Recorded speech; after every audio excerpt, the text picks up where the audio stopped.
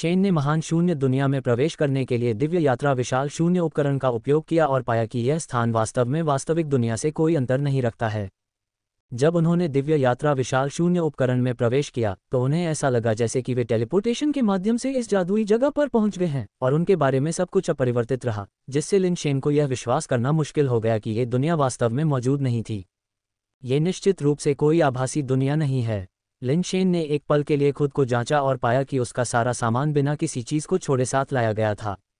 आभासी होने के लिए कम से कम डेटा की आवश्यकता होती है। बिना किसी डेटा के चीज़ों को आभासी रूप में कैसे पुनः निर्मित किया जा सकता है? दिव्य यात्रा विशाल शून्य उपकरण के माध्यम से अन्य चीज़ों का आभासी रूप से निर्माण होना सामान्य बात है, लेकिन यह असामान्य था कि एक चीज़ भी उसके साथ महान शून्य दुनिया में प्रवेश कर गई। सख्ती से कहा जाए तो यह सिर्फ एक चीज़ नहीं थी, बल्कि एक प्रकार का पालतू जानवर था। सिर्फ एक पालतू जानवर नहीं, बल्कि दो पालतू जानवर। वे जियाओ और जियाना थे, दो पालतू जानवर जिन्हें लिन शेन हमेशा प्रकट करने से डरता था। जब उसने उन्हें हासिल किया तो बॉक्स में छोड़े गए संदेश में स्पष्ट रूप से कहा गया था कि बॉक्स के अंदर की वस्तुओं को लेने का मतलब है पूरी दुनिया के साथ दुश्मनी करना। इस प्रकार लिन शेन हमेशा जियाओ और जियाना को बाहर जाने से डरता था और इससे भी अधिक डरता था कि किसी को भी उनकी उपस्थिति का पता न चले। इस बार महान शून्य दुनिया में प्रवेश करते समय जियाओ और जियाना भी उसके साथ प्रतिरूपित हो गए। यदि दिव्य यात्रा विशाल शून्य डिवाइस जियाओ और जियाना के डेटा को स्कैन कर सकता है तो उन्हें भी दोहराना सामान्य होगा। हालांकि अब भी यहाँ उनकी विशेषताएं के रूप में प्रदर्शित की गईं। कहने का तात्पर्य यह है कि दिव्य यात्रा विशाल शून्य डिवाइस उनके डेटा को स्कैन करने में कामयाब नहीं हुआ था, तो फिर वे आभासी रूप से कैसे बनाए गए? लिन शेन केवल यही निष्कर्ष निकाल सका कि महान शून्य कोई आभासी दुनिया नहीं थी, बल्कि एक वास्तविक स्थान था, और वह केवल अपने मन से वहां नहीं था, बल्कि उसका शरीर वहां से स्थानांतरित हो गया था। लिन शेन ने चिंतन करते हुए अपने आसपास का निरीक्षण किया और पाया कि यह स्थान एक छोटा द्वीप था जो अंतहीन महासागर से घिरा हुआ था। पब फ्यूचर द्वारा विज्ञापन। कुछ पौधों के अलावा द्वीप पर और कुछ नहीं था। लिन शेन ने भौहें सिकोड़ी। उसने प्रवेश करने से पहले दिव्य यात्रा विशाल शून्य उपकरण के निर्देशों को पढ़ा था और सैद्धांतिक रूप से महान शून्य दुनिया में प्रवेश करने के बाद उसे किसी यादृच्छिक शहर में दिखाई देना चाहिए। उच्च दिव्य प्राणियों, मध्य दिव्य प्राणियों और निम्न दिव्य प्राणियों को यादृच्छिक रूप से अलग अलग शहरों में नियुक्त किया जाएगा। महान शून्य के भीतर ग्रहों की कोई अवधारणा नहीं है। संपूर्ण महान शून्य दुनिया केवल एक महाद्वीप से बनी है और महान शून्य दुनिया में प्रवेश करने वाला प्रत्येक व्यक्ति इसी महाद्वीप पर है। बस बात यह है कि कोई नहीं जानता कि यह महाद्वीप कितना बड़ा है और कोई भी इस महाद्वीप के अंत तक नहीं पहुंच पाया है। दिव्य प्राणियों के विभिन्न स्तरों को अलग अलग कर दिया गया है क्योंकि शहरों के बाहर बड़ी संख्या में विकृत प्रजातियां दिखाई देती हैं जो शहरों के भीतर दिव्य प्राणियों पर हमला भी करती हैं तथा अक्सर नरसंहार भी होते रहते हैं। यदि कोई निम्न दिव्य प्राणी उच्च विकृत प्रजातियों से भरे क्षेत्र में प्रकट होता है तो मृत्यु का सामना करने के अलावा वे और कुछ नहीं कर सकते। लिन शेन ने शुरू में सोचा था कि उसे निचले दिव्य प्राणियों के शहर में नियुक्त किया जाएगा क्योंकि उसकी ताकत पहले ही उस स्तर तक पहुंच चुकी थी। हालांकि यहाँ न केवल कोई शहर था बल्कि यहाँ एक भी व्यक्ति नहीं था। लिन शेन आकाश में उड़ गया। ये पता लगाना चाहता था कि वास्तव में ये कौन सी जगह है। उसने अनुमान लगाया कि यह महाद्वीप का कोई समुद्री क्षेत्र हो सकता है। क्योंकि महान शून्य दुनिया का महाद्वीप लगभग अंतहीन है, इसलिए महासागर महाद्वीप के भीतर एक तालाब की तरह है। लिन शेन आसमान में ऊपर की ओर बढ़ता रहा। उसकी आंखों के सामने जमीन लगातार सिकुड़ती जा रही थी। जल्द ही वह छोटा द्वीप उसकी आंखों के लिए अदृश्य हो गया। इतने ऊंचे स्थान से भी उसने महासागर का अंत नहीं देखा था। जो कुछ भी दिखाई दे रहा था वह अभी भी महासागर था, कोई महाद्वीप नजर नहीं आ रहा था। लिन शेन केवल ऊपर और ऊपर ही चढ़ता जा रहा था जब तक कि उसके पैरों के नीचे का सागर स्टार नदी जितना विशाल नहीं हो गया। फिर भी वह जो देख सकता था वह अभी भी केवल सागर था, जमीन का कोई निशान नहीं था। कुछ गड़बड़ है। मैंने महान शून्य दुनिया के भीतर इतने विशाल महासागर के बारे में कभी नहीं सुना है। नहीं मैंने किसी को महान शून्य दुनिया में प्रवेश करते और ऐसी जगह पर प्रकट होते सुना है। वास्तव में क्या हो रहा है? लिन शेन अपने दिल में बहुत अनिश्चित था। पब फ्यूचर द्वारा विज्ञापन। लिन शेन को डर था कि वह इस असीम महासागर में खो जाएगा, इसलिए वह उसी मार्ग से सीधा नीचे उतर सका जिस पर वह उड़ा था, और लंबे समय के बाद वह पृथक द्वीप पर लौट आया। वह बहुत देर तक आकाश में देखता रहा परंतु महाद्वीप नहीं खोज पाया, यहाँ तक कि दूसरा द्वीप भी नहीं खोज पाया। लिन शेन का दिल संदेह से भरा था। ये स्थान और महान शून्य दुनिया जिसे उसने जानकारी से समझा था वास्तव में काफ़ी अलग लग रही थी। विचार करते हुए लिन शेन ने महान शून्य दुनिया से बाहर निकलने का फैसला किया। उसकी चेतना दिव्य यात्रा विशाल शून्य कक्ष में लौट आई। उन्होंने दिव्य यात्रा विशाल शून्य कक्ष की पुनः जांच की और पाया कि कोई समस्या नहीं थी। सभी उपकरण सामान्य थे तथा उनका ऑपरेशन सही था। कुछ ऑनलाइन सामग्रियों की जांच करने के बाद लिन शेन ने पुष्टि की कि उनके संचालन में कोई समस्या नहीं थी और गलत होने की संभावना नहीं थी। समस्या यह है कि चाहे उन्होंने कितनी भी खोज की हो, उन्हें महान शून्य दुनिया के भीतर इतने विशाल महासागर का कोई उल्लेख नहीं मिला। लिन शेन ने दिव्य यात्रा विशाल शून्य कक्ष में पुनः प्रवेश किया, ये देखने के लिए कि क्या उसे फिर से एक सामान्य शहर में भेजा जाएगा। लेकिन टेलीपोर्टेशन की अनुभूति गायब होने के बाद वह पृथक द्वीप पर पुनः प्रकट हुआ। क्या हो रहा है? लिन शेन पहले केवल पृथक द्वीप का पता लगा सकता था, ये देखने के लिए कि क्या वह कुछ खोज सकता है। पृथक द्वीप बड़ा नहीं था, एक बार चक्कर लगाने में ज़्यादा समय नहीं लगा। लिन शेन ने जल्दी से पूरे द्वीप की जांच की और फिर अविश्वास में उसने पाया कि इस द्वीप पर एक डाकबर्ड मंदिर था। ये डाकबर्ड मंदिर मानक डाकबर्ड मंदिरों से कुछ अलग था। मंदिर होने के बजाय यह एक गुफा की तरह था, केवल गुफा के प्रवेश द्वार के ऊपर डाकबर्ड मंदिर शब्द खुदा हुआ था। लिन शेन ने डाकबर्ड मंदिर में प्रवेश किया और पाया कि अंदर की वस्तुएं अपरिष्कृत और आदिम थीं, लेकिन लेआउट और विभिन्न वस्तुएं प्राचीन क्षेत्र के डाकबर्ड मंदिरों के समान ही थीं, केवल अधिक आदिम और सरल दिख रही थीं। लिन शेन ने डाकबर्ड मंदिर का उपयोग उसी तरह करने का प्रयास किया जैसा कि उसका इरादा था और उसने पाया कि यह वास्तव में काम करता है। उन्होंने कॉमर्स स्टार में प्रवेश करने के लिए ग्रेट वर्ल्ड दुनिया में डाकबर्ड मंदिर का उपयोग किया, फिर परिचित व्यापारिक क्षेत्र और विभिन्न लीडरबोर्ड देखे। ये सही नहीं है, ये कैसे हो सकता है?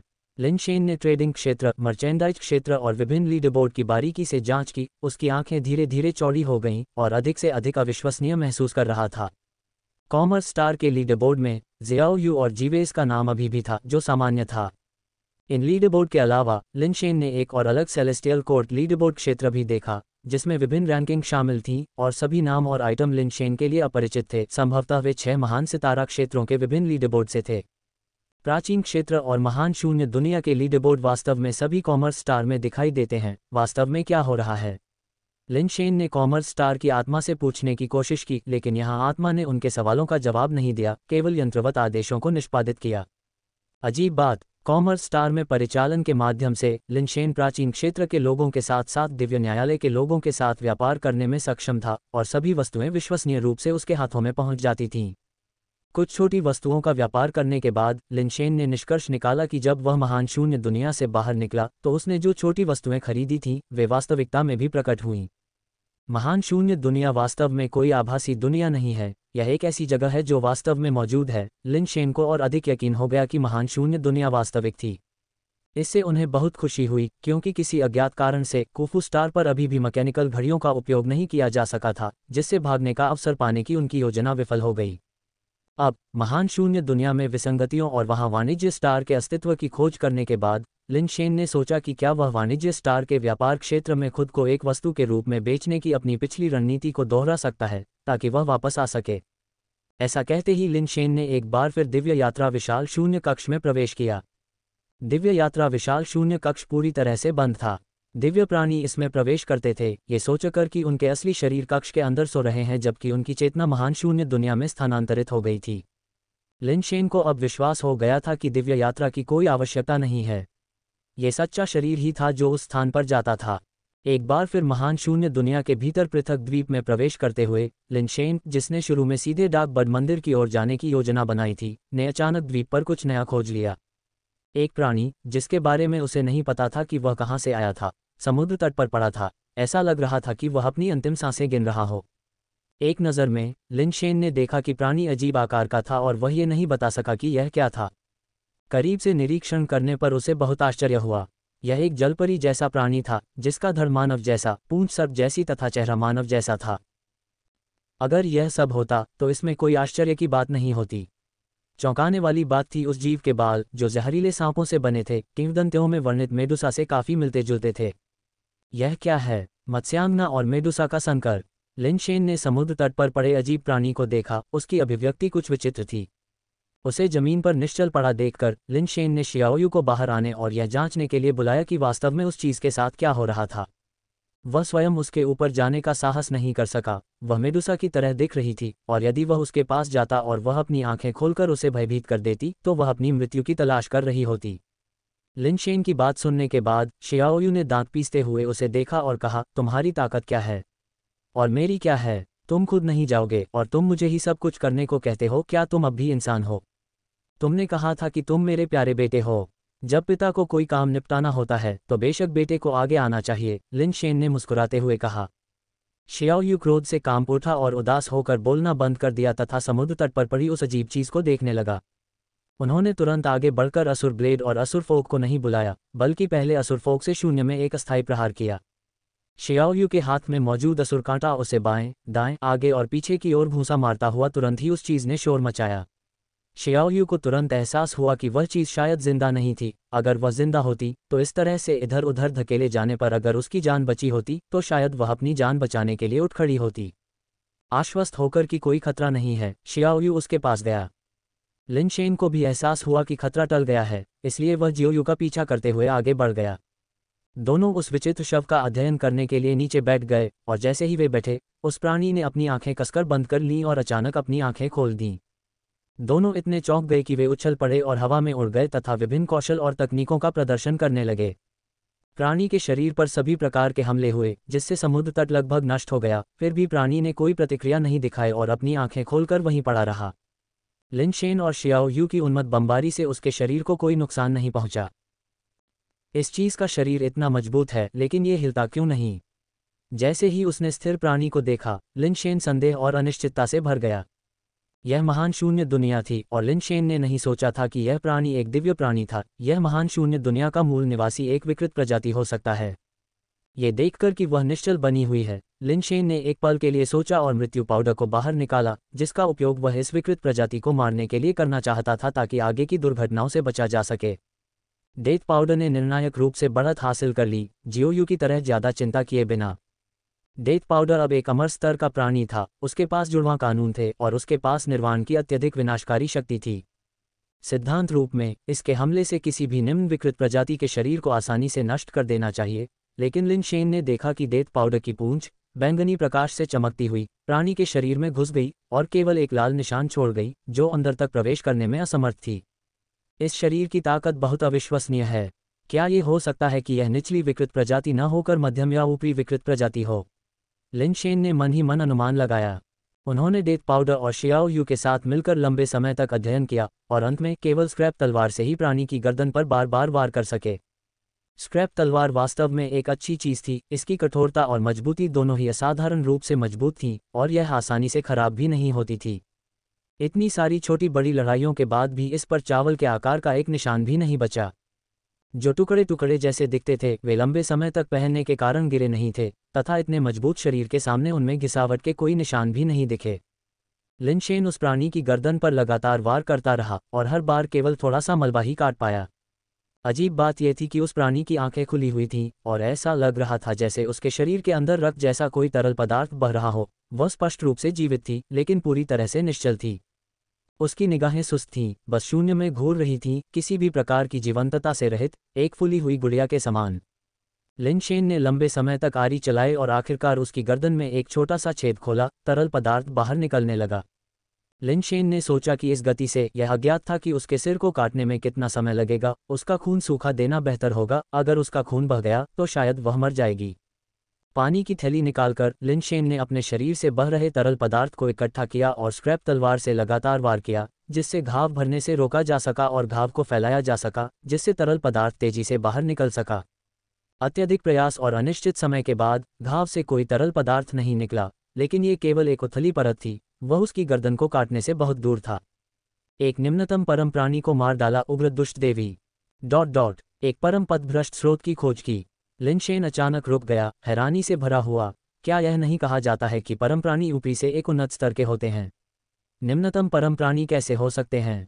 क्या ये हो सकता है कि परम प्राणी एक स्तर नहीं बल्कि एक ग्रेड हैं?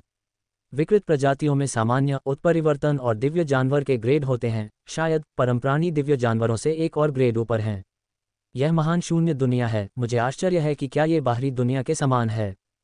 परम दिव्य कलाकृति। जब लिन शेन विचार कर रहा था, उसने अचानक उग्र दुष्ट देवी के शरीर के भीतर से चमकती हुई धूसर रोशनी को बिखरते हुए देखा, जो हवा में एक धूसर मुकुट में परिवर्तित हो गई। आदेश प्रकाश श्रृंखलाएं शून्य से विस्तारित होकर भूरे मुकुट को लपेटती हुई उसके भीतर की ऊर्जा को अवशोषित कर लेती हैं। अमर मुकुट। लिन शेन को तुरंत एहसास हुआ, यदि परम प्राणियों के पास भी अमर मुकुट होते तो निम्न स्तर के परम प्राणी धर्मराजा स्तर के अमर प्राणियों के समान होते।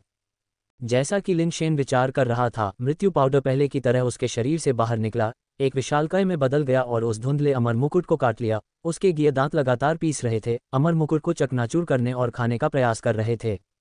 अब अमर स्तर पर शक्ति के नियम और गति के नियम से बल पाकर गिये के दांतों की घूर्णन गति और बल पहले की तुलना में कहीं अधिक बेहतर थे।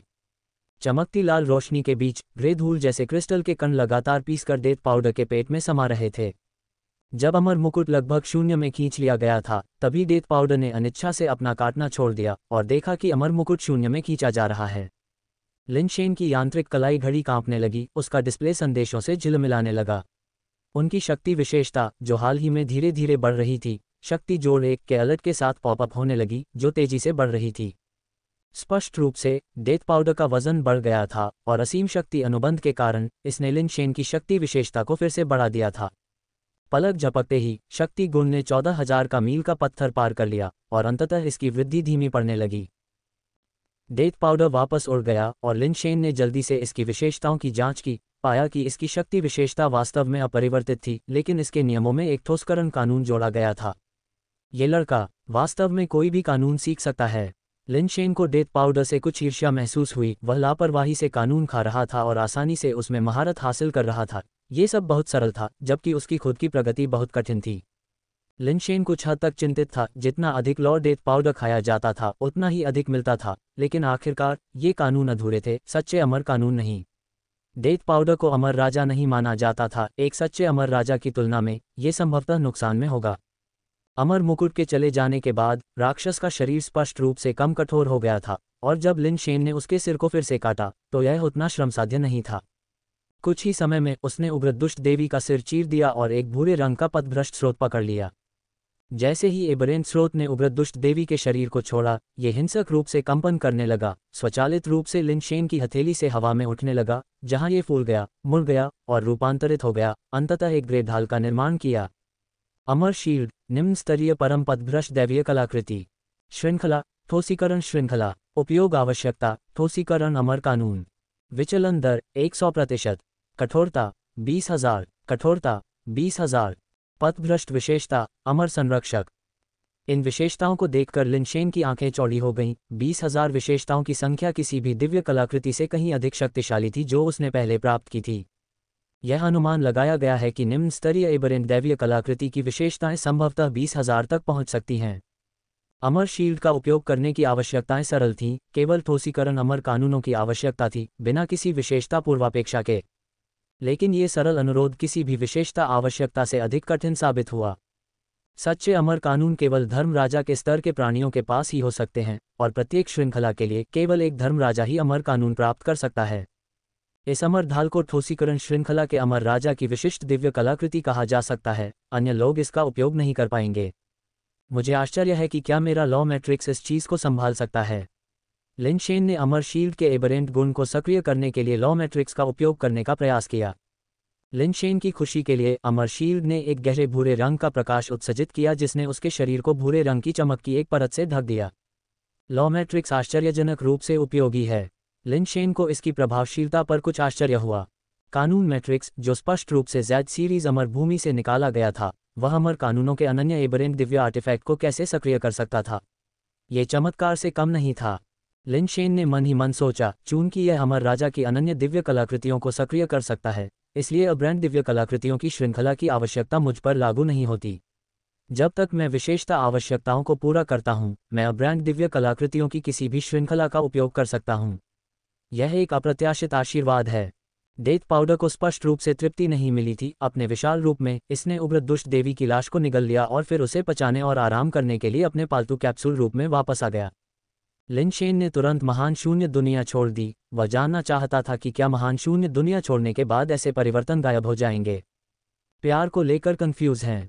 कन्फर्म करने का तरीका यहाँ देखें। घुटने के दर्द से पीड़ित लोगों को ये पढ़ना चाहिए। बेशक ये परिवर्तन गायब नहीं हुए, उसके और डेथ पाउडर के भीतर सभी परिवर्तन वास्तविक थे और महान शून्य दुनिया छोड़ने पर गायब नहीं हुए।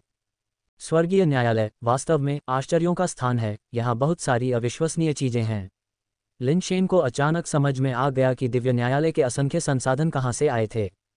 अमर कवच का रक्षात्मक प्रभाव बहुत शक्तिशाली था। यह अनुमान लगाया गया था कि निम्न स्तर के दिव्य प्राणियों को इसके सुरक्षा कवच को भेदने में कठिनाई होगी। लेकिन वास्तविकता में रक्षा कितनी मजबूत थी, इसका परीक्षण करने के लिए अभी भी एक मजबूत प्रतिद्वंद्वी की आवश्यकता होगी।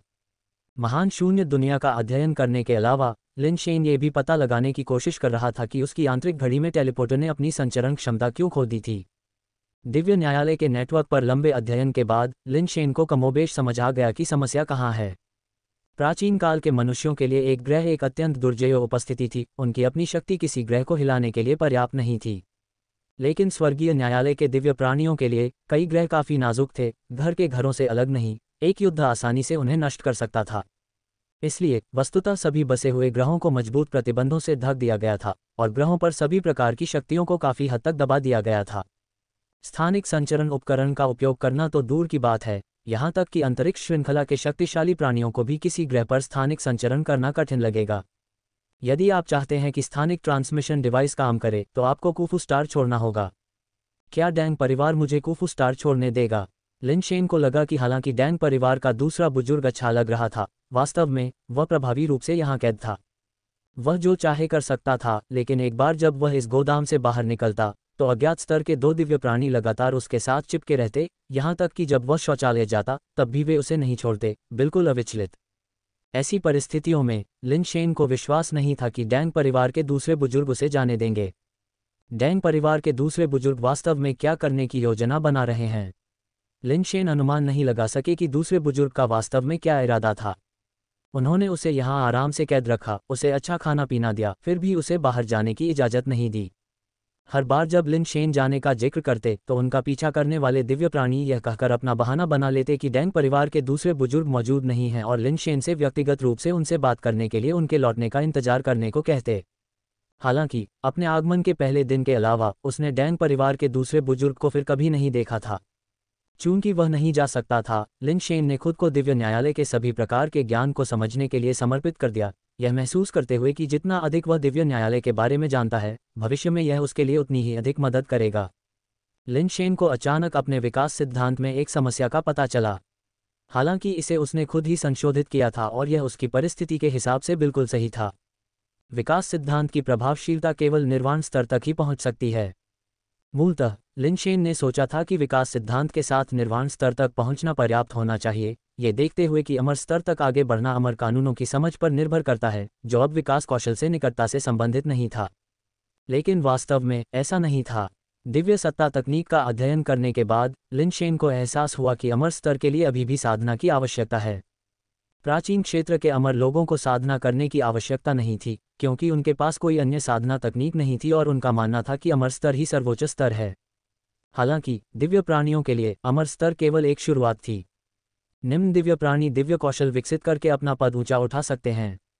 एक पृथ्वी स्तरीय दिव्य प्राणी स्वर्ग स्तर तक पहुंच सकता है या यहाँ तक कि विभिन्न साधना तकनीकों के माध्यम से एक मध्यम या उच्च दिव्य प्राणी बन सकता है।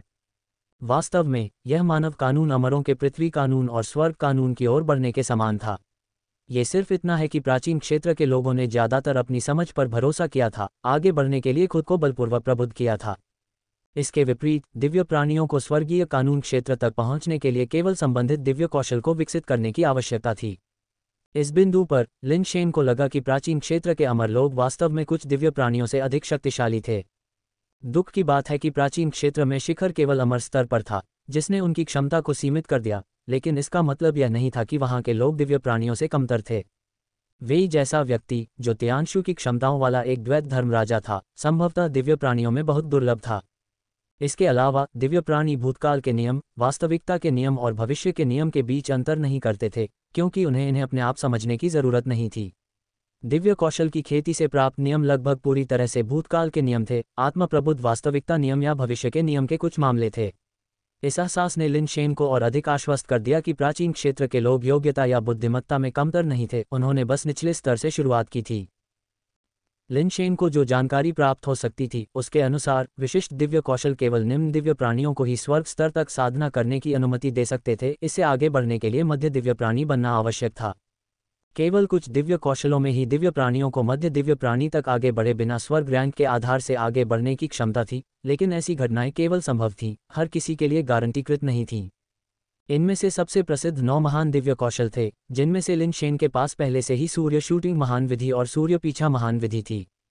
डुओ सूर्य पीछा करने वाले कबीले से था और उसने सूर्य पीछा करने वाली महान विधि की साधना की, जिसका उपयोग वह संभवतः यितियन कबीले के साथ अपनी सगाई के कारण कर सका था। फिर भी अब जब दिव्य दरबार के 9 महान दिव्य कौशलों में से 2 लिन शेन के हाथों में थे, तो वह स्वाभाविक रूप से उनका निरीक्षण और अभ्यास करना चाहता था। उसकी समझ औसत दर्जे की थी और खुद से कानून समझना बहुत मुश्किल था। चूंकि एक शॉर्टकट था और एक रास्ता था जिस पर दूसरे लोग चल चुके थे, तो क्यों न उसे अपनाया जाए। लिन शेन ने एक ऐसा स्थान ढूंढा जहां उन पर निगरानी रखे जाने की संभावना नहीं थी। फिर उन्होंने सूर्य पीछा महान विधि और सूर्य शूटिंग महान विधि दोनों का अध्ययन और तुलना करने के लिए उन्हें निकाला। वह आत्म जागरूक था और अपने पिछले अनुभवों के आधार पर ऐसे शीर्ष दिव्य कौशलों में महारत हासिल करना लगभग असंभव था। हालांकि वह उन्हें संदर्भ के रूप में उपयोग कर सकता था, जो उसे विकास सिद्धांत के आगे के हिस्सों को विकसित करने में सक्षम बना सकता था। लिन शेन ने दोनों दिव्य कौशलों का अध्ययन किया और उनमें चर्चा किए गए सामान्य तर्क और सिद्धांतों पर विचार किया। ये दोनों दिव्य कौशल बहुत गहन और जटिल प्रतीत होते थे, लेकिन सरल रूप से सूर्य अनुसरण महान विधि काल नियम की साधना विधि थी। इसमें कानूनों के 2 गुट शामिल थे, कुछ ऐसा जिस पर लिन शेन ने विचार किया था जब उसने स्वर्ग और दिव्य प्राणियों के कौशल द्वारा केवल 2 को मारा हुआ देखा था। एक गुट नियमों पर आधारित है और दूसरा भूत देवताओं पर। प्राचीन क्षेत्र के लोग ज्यादातर नियम गुट को समझते हैं, जबकि स्वर्ग और दिव्य प्राणियों का कौशल भूत देवता गुट से संबंधित है। दिव्य प्राणियों द्वारा विकसित सभी दिव्य कौशल मूलतः भूत देव गुट से प्राप्त होते हैं। भूत देवता गुट के दृष्टिकोण से सभी नियमों को संबंधित भूत देवताओं द्वारा नियंत्रित किया जाता है। स्पष्ट शब्दों में कहें तो बिजली की अपनी एक बिजली की देवी होती है और गड़गड़ाहट की अपनी गड़गड़ाहट का भगवान होता है। ये कानून स्वयं भूत देवताओं की शक्तियां हैं। इसलिए किसी दिव्य प्राणी के दिव्य कौशल में पहला कदम भूत देवताओं के अस्तित्व को महसूस करना है। चूंकि दिव्य प्राणी अमर पैदा होते हैं, इसलिए वे आसानी से संबंधित कानून भूत देवताओं को महसूस कर सकते हैं और खुद को मजबूत करने के लिए उनकी शक्ति को अवशोषित कर सकते हैं। पुस्तक के अनुसार सूर्य पीछा महान विधि वास्तव में समय का कानून है। सूर्य पीछा महान विधि के अनुरूप कानून भूत भगवान समय का देवता है। समय के देवता समय की नदी में निवास करते हैं। उच्च दिव्य प्राणी जो सूर्य पीछा करने वाली महान विधि का अभ्यास करते हैं, यदि वे समय की नदी के अस्तित्व को महसूस कर सकते हैं और इसकी शक्ति का उपयोग कर सकते हैं, तो उन्हें दहलीज में प्रवेश करने वाला माना जा सकता है। समय के देवता के अस्तित्व को सही मायने में समझना और उसकी शक्ति प्राप्त करना कोई साधारण निम्न दिव्य प्राणी के बस की बात नहीं है। लेकिन ये भी पूर्ण नहीं है। सूर्य पीछा महान विधि में यह उल्लेख किया गया है कि कुफू कबीले के पूर्वज, यहाँ तक कि निम्न दिव्य सत्ता के स्तर पर या उससे पहले से ही समय के देवता के साथ सीधे संवाद करने में सक्षम थे। लिन शेन ने दिव्य कौशल के केवल निम्न दिव्य प्राणियों के लिए प्रासंगिक भागों पर ही ध्यान दिया। इसके बाद जो विषय वस्तु सामने आई वह और भी अधिक रहस्यमय थी तथा उसकी वर्तमान स्थिति के लिए तत्काल उपयोगी नहीं थी। सूर्य शूटिंग महान विधि के साथ भी स्थिति कुछ ऐसी ही थी, सिवाय इसके कि सूर्य शूटिंग महान विधि कानूनों की समय श्रृंखला से संबंधित नहीं है। लिन शेन को नहीं पता था कि यह किस श्रृंखला से संबंधित है। पुस्तक में निर्दिष्ट नहीं किया गया था, केवल ये बताया गया था कि सूर्य शूटिंग महान विधि की साधना करने के लिए किसी को सूर्य की उपस्थिति का एहसास होना चाहिए, तभी यह माना जा सकता है कि वह दहलीज में प्रवेश कर चुका है। सूर्य को महसूस कर पाना तो बस शुरुआत है। जब कोई व्यक्ति आकाश में एक साथ चमकते 10 सूर्यों का अस्तित्व महसूस कर सकता है, तो उसे वास्तविक दहलीज पर कदम रखना माना जाता है। यदि कोई धनुष या बाण को पहचान सकता है, तो यह उसकी असाधारण प्रतिभा को दर्शाता है, जो समय के भूत देवता के अस्तित्व को समझने के समान है। लिन शेन ने भूत देवताओं के साथ संचार को मजबूत करने के लिए दोनों दिव्य कौशल के तरीकों को पढ़ा, जो वास्तव में उसकी जरूरत थी।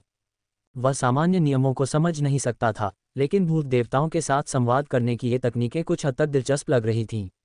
असाधारण समझ की आवश्यकता के बिना शायद वे वास्तव में काम कर सकते हैं।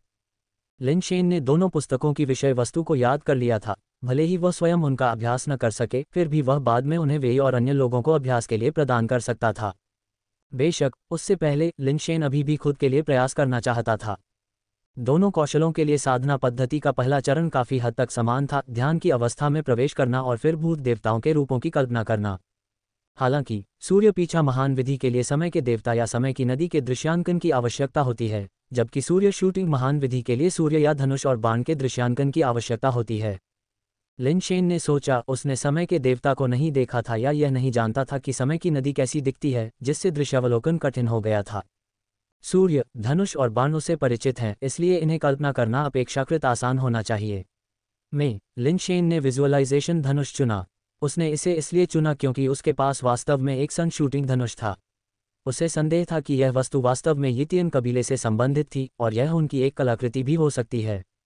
लिन शेन का मानना था कि यदि सूर्य प्रहार करने वाले धनुष को सूर्य प्रहार करने वाली महान विधि की कल्पना के आधार पर तैयार किया जाए तो इस संदर्भ में सफलतापूर्वक जुड़ना आसान होगा। लिन शेन चुपचाप अपने बिस्तर पर बैठ गया, अपना पहला ध्यान लगाते हुए कानून को नियंत्रित करने वाले भूत देवता के साथ संबंध स्थापित करने का प्रयास कर रहा था। उन्होंने अपने मन को शांत किया, स्वयं को ध्यान की अवस्था में ले गए, सचेतन रूप से और फिर भी अचेतन रूप से अपने अवचेतन मन को सूर्य तीरधारी धनुष के रूप की कल्पना करने दी। उसके मन में सूर्य तीर चलाने वाले धनुष की छवि उभर आई। चूंकि वह धनुष उसके पास था, इसलिए स्वाभाविक था कि वह उसकी कल्पना कर सकता था। हालांकि लिन शेन को भूत देवता के साथ कोई संबंध महसूस नहीं हुआ, न ही उसने अपनी ओर कोई शक्ति बढ़ती हुई महसूस की। जैसे ही लिन शेन को संदेह हो रहा था कि क्या उसका अभ्यास विफल हो गया है और वह कानून भूत भगवान के साथ संबंध स्थापित नहीं कर सकता है, उसके शरीर पर स्थित स्थानिक उपकरण अचानक अपने आप सक्रिय हो गया और उसमें से कुछ उड़ते हुए एक चमकदार चमक निकली। अभी भी ध्यान की अवस्था में लिन शेन को इस दृश्य का पता नहीं था। उसने केवल यह महसूस किया कि उसने जो धनुष देखा था वह प्रकाश उत्सर्जित कर रहा था। जैसे ही धनुष की चमक चमकी, उसके मन के अंधेरे विस्तार को रोशन करते हुए लिन शेन ने धीरे से देखा कि धनुष अकेला नहीं था, यह एक राजसी चमकदार मानव आकृति द्वारा पकड़ा गया था।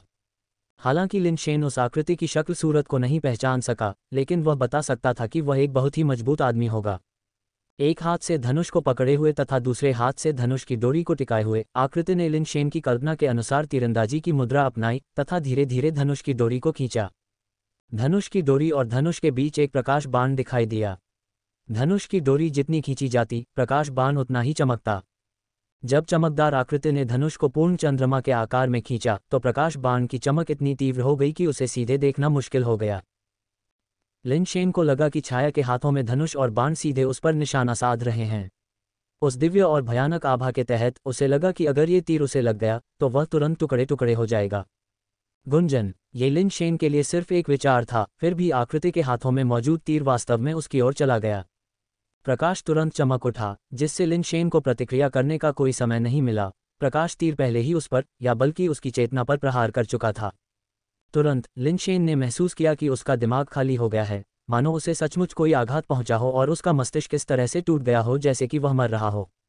जबकि लिन शेन का मस्तिष्क दुर्घटनाग्रस्त हो गया, स्थानिक उपकरण से जो वस्तु बाहर निकली थी उससे भी एक अजीब चमक निकली। ये वस्तु सूर्य प्रहार करने वाला धनुष था जिसे लिन शेन ने प्राचीन मंदिर से लिया था, जो केवल मंदिर के तारे पर प्रकाश उत्सर्जित करता था। आमतौर पर सामान्य वस्तुओं से अलग नहीं और केवल इसकी स्थायित्व के लिए उल्लेखनीय, इसमें कोई अन्य विशेषता नहीं थी। फिर भी अब इसने एक अजीब प्रकाश जारी किया और अगले ही पल यह अचानक अनगिनत कणों में बिखर गया जो लिन शेन के शरीर में फैल गया। जैसे ही सूर्य प्रहार धनुष लिन शेन के शरीर में प्रवेश किया, केंद्रीय स्वर्ग तारा क्षेत्र के निर्वात में अजीब स्थानिक उतार चढ़ाव हुए।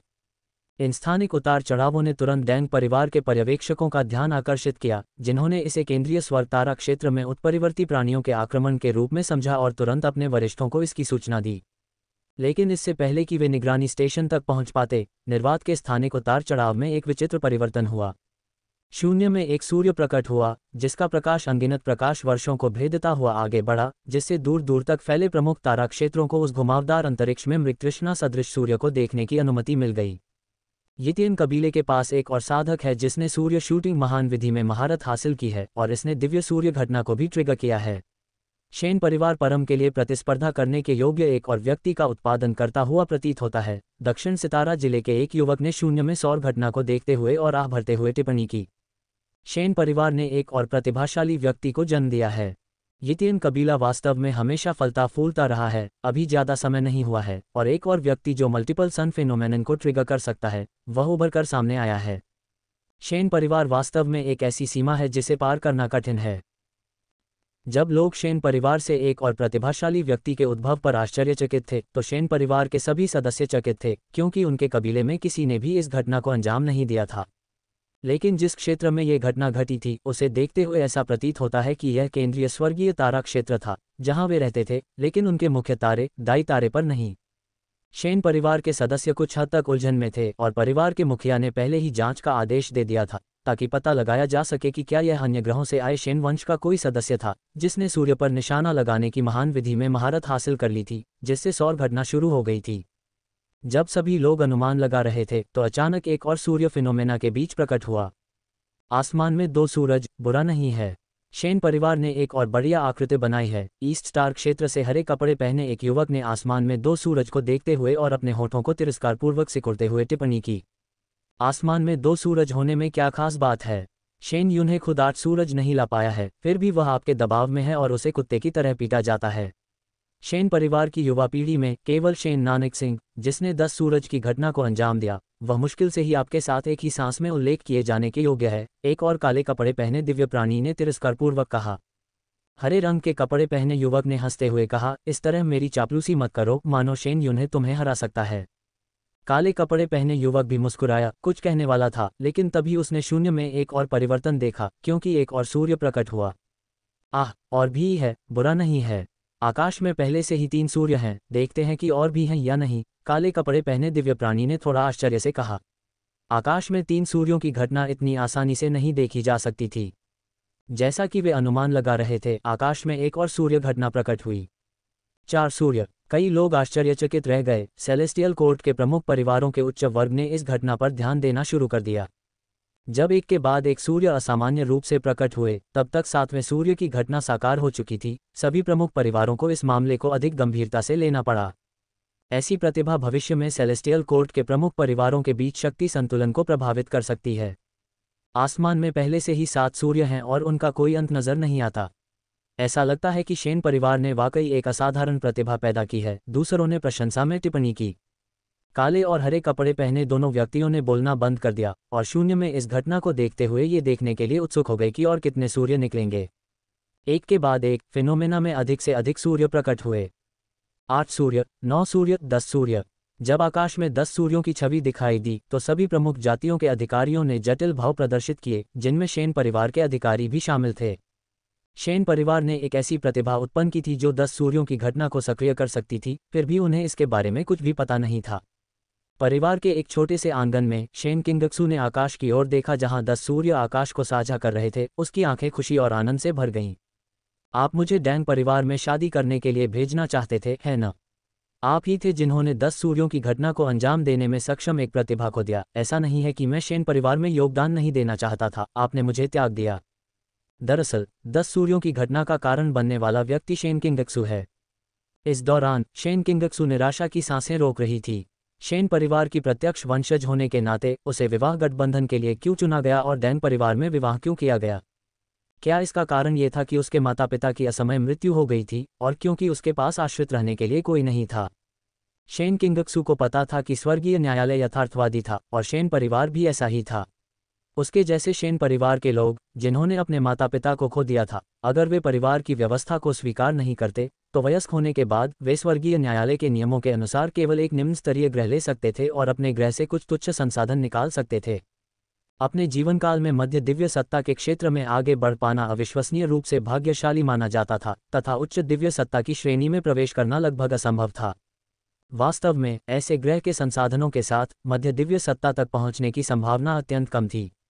इसलिए शेन किंगक्सू ने परिवार की व्यवस्था का पालन किया और अपनी साधना में सहायता के लिए बेहतर संसाधनों के बदले में डैंग परिवार में शादी करने के लिए सहमत हो गई। अंततः जब वह मध्य दिव्य सत्ता की ओर आगे बढ़ी तो उसने एक ऐसी घटना को जन्म दिया जो उसने पहले कभी नहीं किया था। अधिकांश दिव्य प्राणी निम्न दिव्य प्राणी के रूप में जन्म लेते हैं तथा कुछ तो जन्म के समय ही घटनाओं को सक्रिय कर सकते हैं।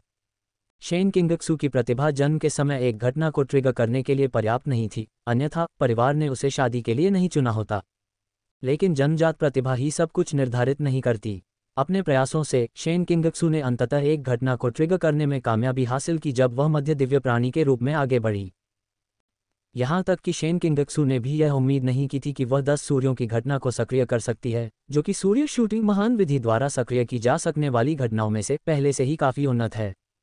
ऐसा व्यक्ति जो 10 सूर्यों की घटना को सक्रिय कर सकता है, कभी कभी शेन परिवार को दशकों या यहाँ तक कि एक सदी में भी ऐसा व्यक्ति नहीं मिल पाता है। बेशक दिव्य सत्ताओं के लिए एक शताब्दी लंबी अवधि नहीं मानी जाती। इस समय शेन किंगक्सू के दिल में निराशा की सांसें काफी कम हो गईं।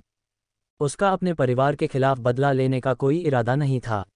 आखिरकार वही थी जिसने शादी के लिए सहमति दी थी, उसने अपनी ज़रूरत के संसाधन जुटाए थे और उसने अपना लक्ष्य हासिल कर लिया था।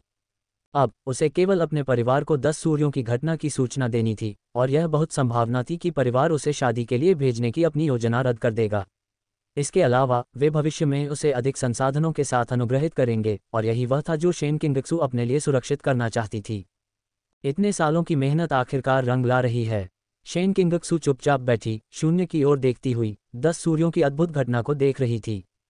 अचानक शेन किंगक्सू को आश्चर्य हुआ कि अगर वह कुछ देख रही थी तो ऐसा क्यों लग रहा था कि विकृत शून्य में 10 से अधिक सूर्य हैं। शेन किंगक्सू को लगा कि वह मतिभ्रम कर रही है और उसने जल्दी से सारी बात बता दी। 1, 2, 3, 8, 9, 10, 11। शेन किंगक्सू के लिए बेहतर होता कि वह गिनती न करती। गिनती करने पर उसने पाया कि शून्य में वास्तव में 11 सूर्य थे। ये कैसे संभव है? मैंने गलत गिनती की होगी। 11 सूर्यों की घटना कैसे हो सकती है? 10 सूर्यों की घटना पहले से ही सूर्य शूटिंग महान विधि की सीमा है। ये होना चाहिए कि मैं बहुत उत्साहित थी और गलत गिनती की। शेन किंगक्सू ने मन ही मन फिर से गिनती की। इस बार गिनती करते समय शेन किंगक्सू चौंक गई। न केवल उसने स्पष्ट रूप से गिनती नहीं की, बल्कि उसने एक और सूर्य को भी गिना। अब घटना में 12 सूर्य थे। शेन किंगक्सू की अभिव्यक्ति अजीब थी। वह नहीं जानती थी कि वास्तव में क्या हो रहा था, और उसके मन में एक हल्की खुशी पैदा हुई। क्या ऐसा हो सकता है? मेरे वर्षों के प्रयास ने सूर्य शूटिंग महान विधि की सीमाओं को पार कर लिया है, जिससे एक ऐसी घटना घटित हुई है जो पहले कभी नहीं देखी गई। जब शेन किंगक्सू ये सोच रहा था तो आकाश में सूर्य बढ़ते गए और एक और सूर्य प्रकट हुआ। इस समय पूरा स्वर्गीय दरबार चौंक गया। 10 सूर्यों की घटना पहले से ही एक बहुत ही दुर्लभ घटना थी, जो शायद दशकों या एक सदी में एक बार ही दिखाई देती है। यद्यपि सूर्य शूटिंग महान विधि में भी धनुष और बाण की घटनाएं थीं, लेकिन वास्तव में ये 10 सूर्यों की घटना के समान नहीं थी।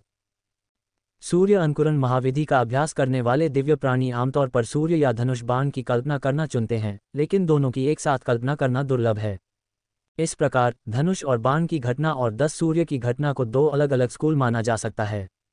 शेन परिवार के इतिहास में कई बार ऐसे दिव्य प्राणी भी प्रकट हुए हैं जो दोनों का दर्शन करते हैं, लेकिन दिव्य न्यायालय के उच्च स्तरीय दिव्य प्राणियों को आश्चर्यचकित करने के लिए पर्याप्त नहीं थे।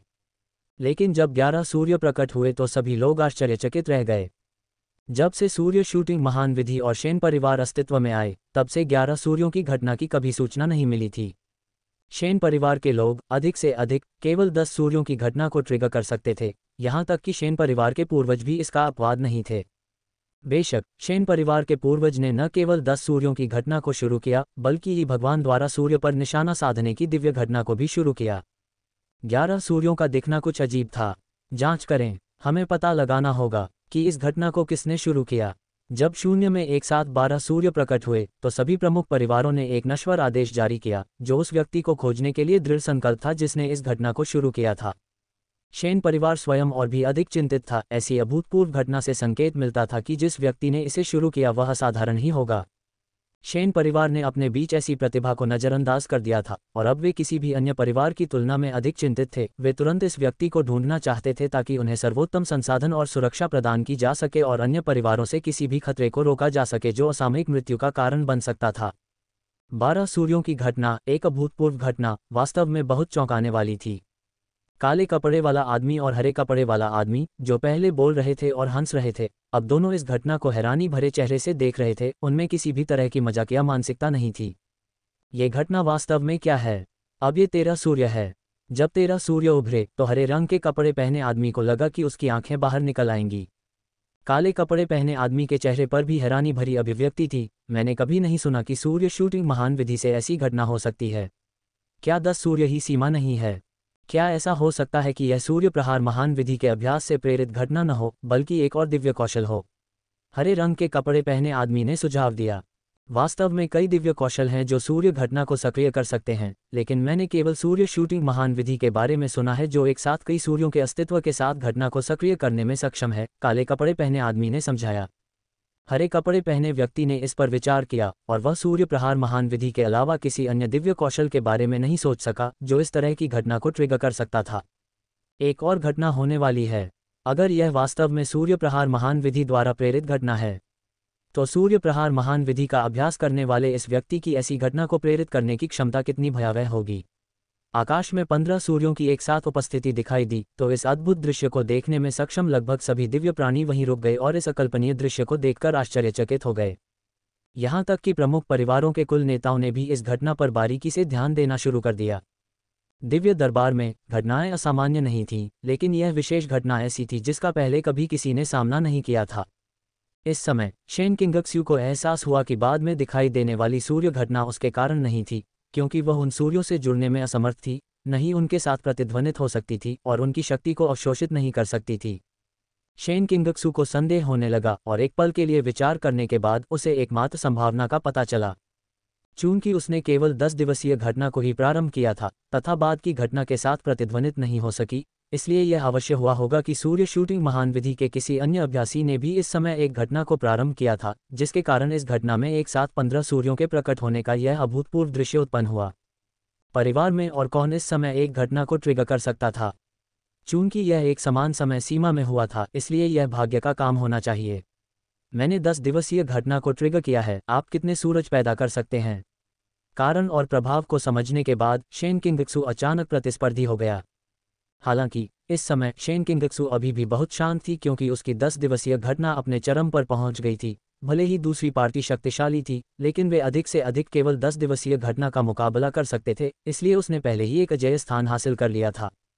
इस प्रकार शेन किंगक्सू ने कृपालु निगाह से नई प्रकट हुई घटना की जांच जारी रखी। उसे विश्वास नहीं था कि ऐसा संयोग हो सकता है कि एक और प्रतिभाशाली व्यक्ति जो 10 दिवसीय घटना को सक्रिय कर सकता है, उसके साथ ऐसा करेगा। आखिरकार ऐसी घटनाएं एक बार घटित होने में दशकों का समय लेती हैं, और ऐसा कभी भी एक साथ नहीं हुआ था। शेन परिवार के मुखिया शेन वुबिंग सहित परिवार के कई प्रमुख सदस्य भी इस चमत्कारी दृश्य को देख रहे थे। महान बुजुर्ग, आप क्या सोचते हैं?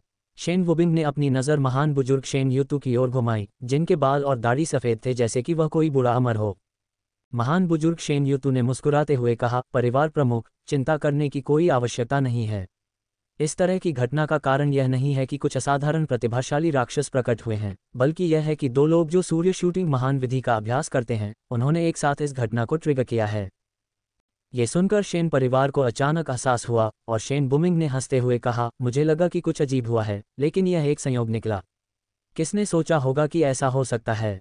मैं कह रहा था, 10 दिवसीय घटना इतनी आसानी से घटित नहीं होती, ये वास्तव में दो लोगों की घटनाओं का एक साथ घटित होना है।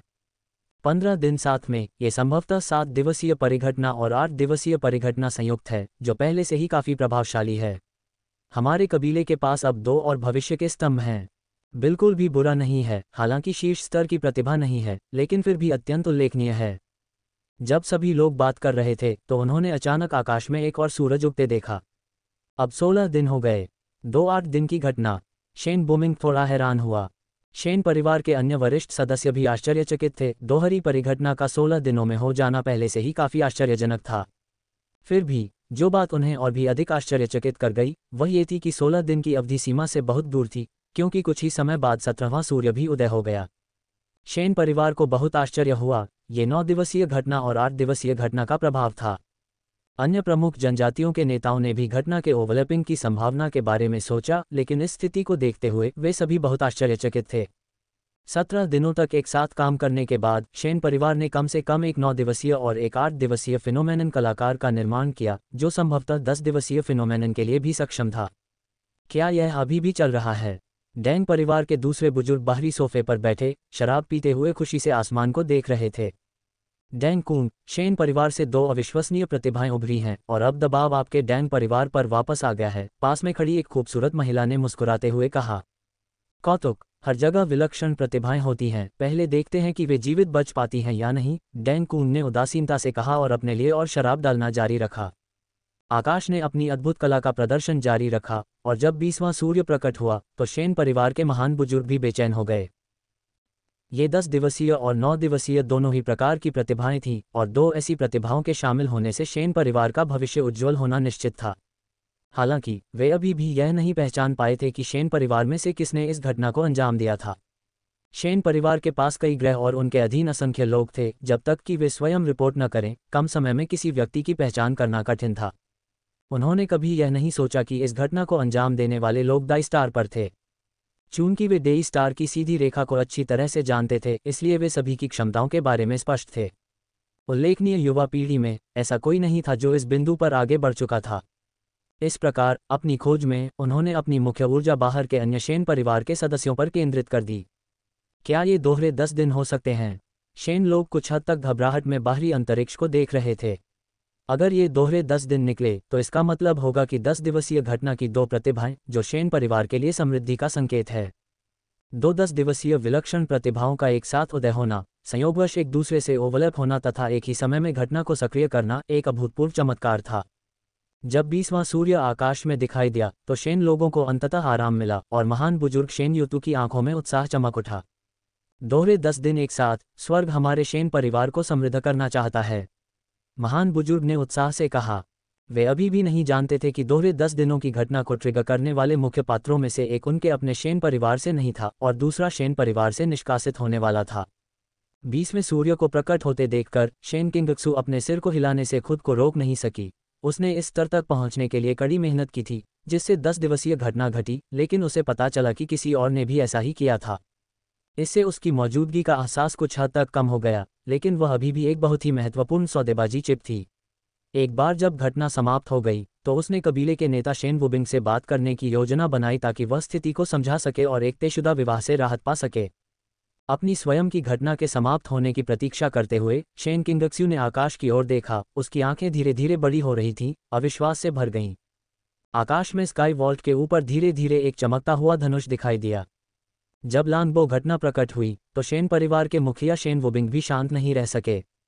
द्वैत 10 दिवसीय घटना काफी प्रभावशाली थी, लेकिन सूर्य प्रहार करने वाले धनुष की घटना ने उन सभी को भ्रमित कर दिया। वे अब ये समझ नहीं पा रहे थे कि क्या ये 3 लोग थे जो एक साथ सूर्य प्रहार करने वाली महान विधि का अभ्यास कर रहे थे जो इस घटना का कारण बने, या एक व्यक्ति ने कई घटनाओं का कारण बना। केवल शेन परिवार बल्कि अन्य कुलों के उच्च वर्ग भी हैरान थे। सूर्य प्रहार महान विधि का अभ्यास करने वाले 3 साधकों ने एक साथ घटना को सक्रिय किया और उनमें से 2 ने 10 दिवसीय घटना को सक्रिय किया, जिसकी संभावना बहुत कम थी। आखिरकार किसी भी घटना का घटित होना लगभग अनियंत्रित होता है। 3 लोगों द्वारा सामूहिक रूप से किसी घटना को अंजाम देने की बात तो छोड़ ही दीजिए, लेकिन यदि 3 लोगों ने नहीं तो कितने लोगों ने ये घटना घटी? 1, 2। यदि इस घटना को 2 लोगों ने शुरू किया था तो ये काफ़ी आश्चर्यजनक बात होगी और उनमें से कोई प्रतिभाशाली व्यक्ति अवश्य होगा जिसने 10 दिवसीय और सूर्य धनुष घटना दोनों का अनुभव किया होगा, जो शेन परिवार के इतिहास में भी दुर्लभ है। किसी ने ये सोचने का साहस नहीं किया कि एक अकेला व्यक्ति इस घटना को जन्म दे सकता है। ऐसा परिदृश्य असंभव प्रतीत हुआ और इसलिए उन्होंने इसे तुरंत खारिज कर दिया। जैसे ही सूर्य तीर धनुष शून्य में चमक उठा और आसपास के वातावरण को प्रकाशित कर दिया, जिस क्षण सूर्य तीर धनुष को पकड़े हुए हाथ चमक उठा, शेन परिवार के सभी शीर्ष अधिकारी अवाक रह गए और आकाश में इस असाधारण दृश्य को अविश्वसनीय रूप से देखने लगे। क्या ये भगवान की घटना प्रकट होने वाली है? यह विचार सभी के मन में था। ये भगवान की घटना हजारों वर्षों से प्रकट नहीं हुई थी। साधारण शेन परिवार के सदस्य केवल धनुष और बाण की घटना को ट्रिगर कर सकते थे। ये भगवान की अपनी घटना को उत्तेजित करने में बमुश्किल सक्षम थे। ये भगवान और 10 सूर्यों का आकाश साझा करने का चित्रण तो और भी दूर की स्मृति थी। इस समय कोई भी यह अनुमान नहीं लगा रहा था कि क्या हो रहा है। सभी स्तब्ध थे। अब ये बात नहीं रही कि कितने लोगों ने इस घटना को शुरू किया, बल्कि बात यह रही कि ये भगवान और 20 सूर्यों का एक साथ प्रकट होना तब से कभी नहीं हुआ था जब से पूर्वज ने सूर्य प्रक्षेपण महान विधि बनाई थी। ऐसी घटना के लिए बहुत सारे संयोगों के साथ साथ भाग्य की भी आवश्यकता होती है, और यह ऐसी चीज नहीं थी जिसे एक व्यक्ति शुरू कर सके। शेन परिवार के हृदय में जटिलता व्याप्त थी। यदि घटना 2 लोगों के कारण हुई थी तो अनिवार्यतः उनमें से एक ने 10 दिवसीय और ये भगवान दोनों घटनाओं को जन्म दिया। क्या ये संभव है कि ये भगवान सूर्य प्रहार की घटना, जो कई युगों से अदृश्य थी, प्रकट हो? इसने उनके मन में एक बड़ा प्रश्न चिन्ह छोड़ दिया। इतिहास में ये भगवान सूर्य प्रहार की घटना को अंजाम देने वाले लोगों की संख्या निश्चित रूप से 10 से अधिक नहीं होगी, और स्वाभाविक रूप से ऐसा 10 बार से अधिक नहीं हुआ। यदि ये दिव्य घटना आज पुनः घटित होती है तो इसका अर्थ ये होगा कि शेन परिवार के पास एक ऐसा व्यक्ति होगा जो परम लक्ष्य को प्राप्त करने में सक्षम होगा। अब ये केवल शेन परिवार की बात नहीं है, सभी कबीले इस घटना पर बारीकी से नजर रख रहे हैं, क्योंकि यदि ये भगवान सूर्य प्रहार की घटना वास्तव में प्रकट होती है तो उस व्यक्ति का भविष्य संभावित रूप से पूरे दिव्य न्यायालय के लाभों और संरचना के वितरण को प्रभावित कर सकता है। सभी परिवारों को एहसास हुआ कि समस्या गंभीर थी। आकाश में ये घटना जारी रही। ये भगवान की छवि धीरे धीरे उभर रही थी, जो धनुष थामे हुए थी तथा शून्य को चकाचौंध कर रही थी। वह अद्वितीय शक्तिशाली आभा दमनकारी और दमघोंटू नहीं थी, बल्कि ये देखने वाले को उत्तेजित कर देती थी, मानो शरीर में खून की हर बूंद उबल रही हो। यह आ रहा है। जब भी भगवान ने धनुष उठाया तो शेन वुबिंग की आंखें चमक उठीं। महान बुजुर्ग शेन युतु और भी अधिक उत्साहित थे, मेज पर जोरदार प्रहार करते हुए और अपने पैरों पर खड़े होते हुए, बिना कुछ कहे, ये भगवान की आकृति पर ध्यान केंद्रित करते हुए धनुष खींच रहे थे और प्रकाश बाण को संघनित कर रहे थे। शेन परिवार की भावनाएं भिन्न भिन्न थीं। कुछ लोग परिवार में ऐसी प्रतिभा के उभरने से खुश थे, जबकि अन्य के चेहरे पर उतनी खुशी नहीं थी। ऐसी प्रतिभाओं का उदय प्रायः पारिवारिक हितों के पुनर्वितरण का संकेत होता था तथा उन्हें लाभ में अपना हिस्सा छोड़ना पड़ सकता था। चाहे उन्हें ये पसंद हो या नहीं, उनकी इच्छा के अनुसार यह घटना निरंतर जारी रही। शेन किंगक्सू पूरी तरह से हैरान थी। उसने सोचा था कि प्रतिद्वंद्वी अधिक से अधिक उसके बराबर होगा, लेकिन अब उसे एहसास हुआ कि प्रतिद्वंद्वी की प्रतिभा उसकी उम्मीदों से कहीं अधिक थी। ये भगवान सूर्य शूटिंग घटना। शेन किंगक्सू को उसके मुंह में हल्की कड़वाहट महसूस हुई। इतनी बड़ी घटना के सामने आने के बाद उसकी अपनी चमक बहुत हद तक फीकी पड़ जाएगी। इतनी प्रतिभा के साथ यह अनिश्चित था कि क्या परिवार अभी भी उसके 10 दिवसीय घटना के बावजूद गठबंधन के लिए उस पर विचार करेगा। जब किसी व्यक्ति के पास केवल $10 होते हैं तो वह उसका बहुत ख्याल रखता है, लेकिन जब उसी व्यक्ति के पास 100 या $1000 आ जाते हैं तो क्या तब भी वह $10 की इतनी परवाह करेगा। ये भगवान सूर्य शूटिंग घटना के प्रकट होने से पहले शेन किंगक्सू दोषरहित जेड की तरह थी, लेकिन इस व्यक्ति के आगे जो एक बार दोषरहित लग रहा था वह अचानक तुलना में फीका पड़ गया। बिना विपरीतता के कोई दुख नहीं होता, और शेन किंगक्सू इस सिद्धांत को अच्छी तरह से समझती थी। From the web powered by Zergnet. Barron Trump's truth is out और everybody knows it. Christopher Schwarzenegger turns heads with stunning weight loss. सभी लोग ऊपर की ओर देखते हुए ये भगवान की छाया को देख रहे थे तथा ये भगवान के सूर्य अंकुरण के असाधारण दृश्य के प्रकट होने की प्रतीक्षा कर रहे थे। किंवदंती के अनुसार शेन परिवार के पूर्वज ने ये भगवान के सूर्य दृष्टि को जागृत किया और 9 बाण चलाकर 9 सूर्यों को मार गिराया। बाद की पीढ़ियों में शक्तिशाली शेन परिवार द्वारा गिराए गए सूर्यों की संख्या, जिसने ये भगवान सूर्य प्रहार की घटना को जन्म दिया, भिन्न भिन्न थी। उनकी बाद की उपलब्धियों को देखते हुए ये कहा जा सकता है कि जितने अधिक सूर्यों पर उन्होंने निशाना साधा, उनकी क्षमता उतनी ही अधिक थी। लेकिन केवल एक सूर्य को मार गिराने से ही वे आकाशीय न्यायालय में शीर्ष स्तर पर पहुंच गए। स्वाभाविक रूप से महान बुजुर्ग शेन युतु की आशा थी कि अधिक से अधिक सूर्यों को मार गिराया जाए, अधिमानतः पूर्वज से मेल खाने के लिए, तथा 9 बाणों से 9 सूर्यों को नीचे गिराया जाए। यदि ऐसा कोई व्यक्ति सामने आता है तो कोई भी शेन परिवार की शक्ति में वृद्धि से इनकार नहीं कर सकता। हर कोई इंतजार कर रहा था, लेकिन जैसे जैसे समय बीतता गया, भले ही धनुष पूरी तरह से खींचा गया था और प्रकाश बाण की चमक धरती को हिला देने वाली थी, ये भगवान की छवि ने तीर छोड़ने में संकोच किया। क्या हो रहा है? हर कोई हैरान था और मौजूदा स्थिति को लेकर अनिश्चित था। यहाँ तक कि वे पुराने लोग भी, जिन्होंने ये भगवान सूर्य प्रहार की घटना देखी थी, उस घटना की स्थिति के बारे में भ्रमित थे। ये भगवान के लिए सूर्य प्रहार में किसी प्रकार की हिचकिचाहट की आवश्यकता नहीं होनी चाहिए। तीर चलाना, सूर्य को फोड़ना, ये भगवान के लिए यह एक साधारण इशारे से अधिक कुछ नहीं है, तो इसमें हिचकिचाहट की क्या बात है? कुछ लोगों को संदेह था कि इस घटना को शुरू करने वाला व्यक्ति पर्याप्त शक्तिशाली नहीं था तथा उसमें ये भगवान सूर्य प्रहार की घटना को पूरा करने के लिए आवश्यक ऊर्जा का अभाव था, और इसीलिए वर्तमान परिदृश्य उत्पन्न हुआ।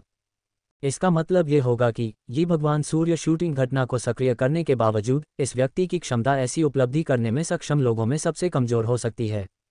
शेन परिवार के अधिकांश लोगों ने इसी तरह सोचा। कुछ लोगों ने दया की भावना से और अन्य लोगों ने मन ही मन इस दुर्भाग्यपूर्ण मोड़ पर खुशी मनाई। आकाश तिजोरी पर धनुष का निशाना साधते हुए ही भगवान की आकृति को देखने वालों के मन में विभिन्न विचार थे। इस घटना के भीतर स्थित 20 सूर्य तब तक घूमते रहे जब तक कि वे एक निश्चित अभिसरण बिंदु पर नहीं पहुंच गए, और ऐसा प्रतीत हुआ कि वे उस क्षण एक सीधी रेखा बना रहे थे। तभी एक क्षण में ये भगवान के हाथों में धनुष और बाण जोरदार गर्जना के साथ चमक उठे। बाण की रोशनी की एक किरण आकाश में उड़ी और एक चमक में प्रथम सूर्य घटना में गायब हो गई। अगले ही क्षण संपूर्ण ब्रह्मांडीय अंतरिक्ष ने अपना मूल रंग खो दिया। 20 सूर्यों के एक साथ फूटने से उत्पन्न प्रकाश विस्फोट की घटना ने संपूर्ण आकाश तिजोरी को एक चमकदार चमक में बदल दिया। भूत देवता गुट उफ! शेन किंगक्सू ने अपना पुराना खून 9 फीट ऊंचा थूका, जिससे आंगन में लगे सफेद नाशपाती के फूल लाल रंग के धब्बों से भर गए। ऐसा नहीं था कि शेन किंगक्सू छोटी थी और इसलिए नाराज हो गई क्योंकि उसकी घटना उसके प्रतिद्वंद्वी की तुलना में कमजोर थी। ऐसा इसलिए था क्योंकि उसके 10 दिवसीय घटना को ही भगवान ने छेद दिया था, उनकी ऊर्जाओं को एक साथ जोड़ दिया था, जिससे उसकी अपनी ऊर्जा एक पल में अराजक रूप से अशांत हो गई थी। अपनी ऊर्जा और रक्त के मंथन के तहत उसने अपने मुंह में मिठास का स्वाद चखा और ताज़ा खून उगल दिया। शेन किंगक्सू की आंखें चौड़ी हो गईं। उसने सब कुछ नज़रअंदाज कर दिया, उस कठोर चमक को सहन किया जिसने उसकी आंखों को चोट पहुंचाई, लेकिन अविश्वास से भरकर देखती रही। स्पष्ट रूप से वहां 10 सूर्य थे जो उसकी प्रेरित घटनाएं थीं, दूसरे ही भगवान की सूर्य शूटिंग घटना से असंबंधित।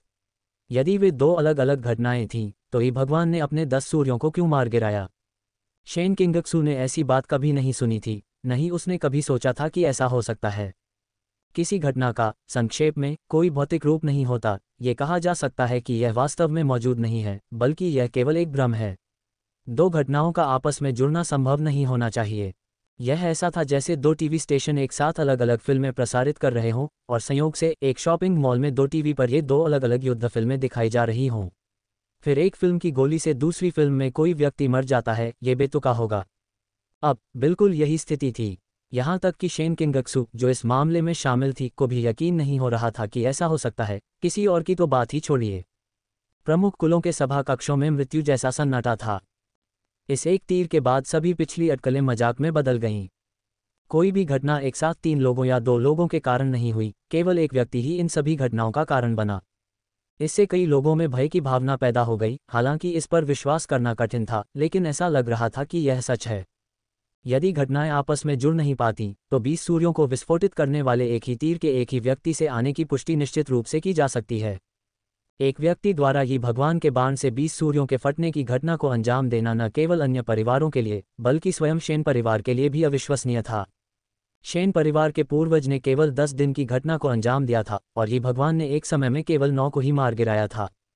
फिर भी इस व्यक्ति ने 20 दिवसीय घटना को प्रेरित किया था और एक ही तीर से उन्हें चकनाचूर कर दिया था, जिससे शेन परिवार लगभग पागल जैसा महसूस कर रहा था। महान बुजुर्ग शेन युतु को अपनी आंखों पर विश्वास नहीं हो रहा था, उनका पूरा शरीर कांप रहा था, वे उत्साह से अभिभूत थे। एक तीर से 20 सूर्यों को मार गिराना एक बहुत बड़ी क्षमता का प्रतिनिधित्व करता था। ऐसे व्यक्ति के साथ शेन परिवार का पतन लगभग असंभव था। इस व्यक्ति को ढूंढो, पूरी ताकत से इसकी रक्षा करो, ये हमारे शेन परिवार का भविष्य है, तु वुबिंग ने अभूतपूर्व गंभीर भाव के साथ घोषणा की। वह जानता था कि एक खूनी तूफान आ रहा है। अन्य परिवार निश्चित रूप से चुपचाप बैठकर शेन परिवार को ऐसी राक्षसी प्रतिभा हासिल करते हुए नहीं देखेंगे, वे उसे जल्दी से खत्म करने की हर संभव कोशिश करेंगे। जैसा कि तु वुबिंग को संदेह था, अन्य प्रमुख कबीले वास्तव में ये पता लगाने के लिए अपना पूरा प्रयास कर रहे थे कि शेन परिवार का कौन सा सदस्य इस घटना के लिए जिम्मेदार है। वे उसे मजबूत होने से पहले ही खत्म करना चाहते थे।